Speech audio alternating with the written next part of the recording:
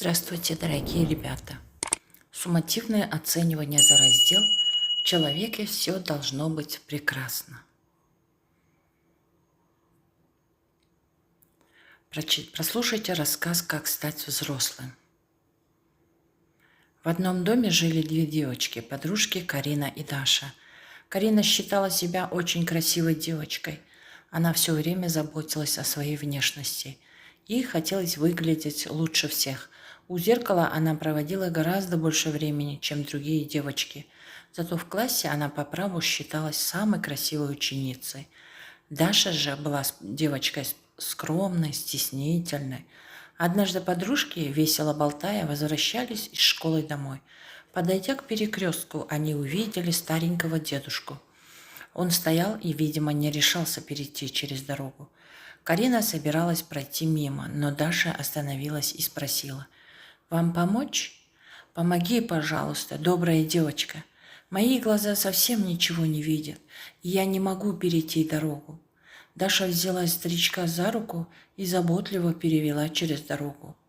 «Спасибо тебе, девочка. Ты красивая, как солнышко». «Какая же она красивая! Я намного красивее ее», — подумала Карина, обиженная тем, что ее красоту не заметили.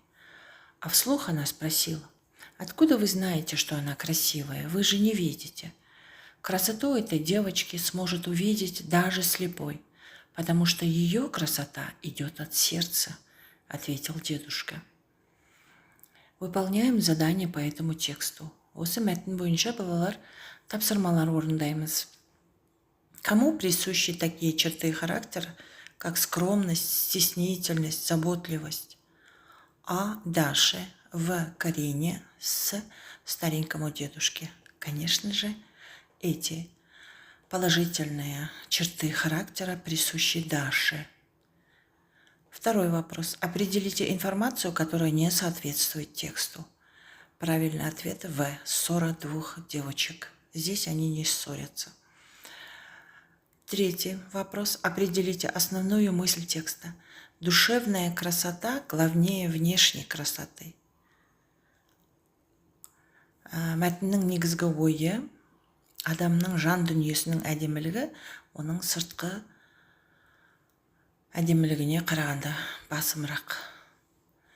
Четвертое. Подберите синонимы к слову красота. Обаяние. Пятое. Выпишите 5 ключевых слов из текста.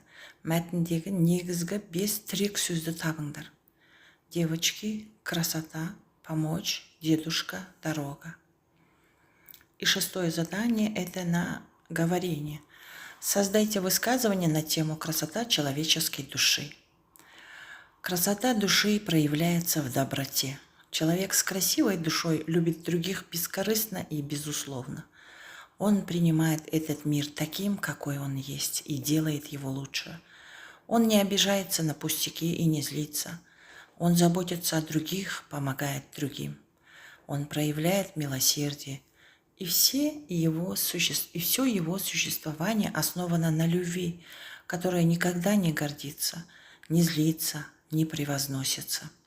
Это человек, освобожденный от эгоизма, жадности, гордыни, ненависти, зависти, грубости и наполненный любовью, принятием, прощением, теплом, добротой, милосердием. Вот что значит человек с красивой душой. Это дороже всякого бриллианта, и на душе от такой красоты людей становится тепло и хорошо. До свидания, ребята. До следующих встреч.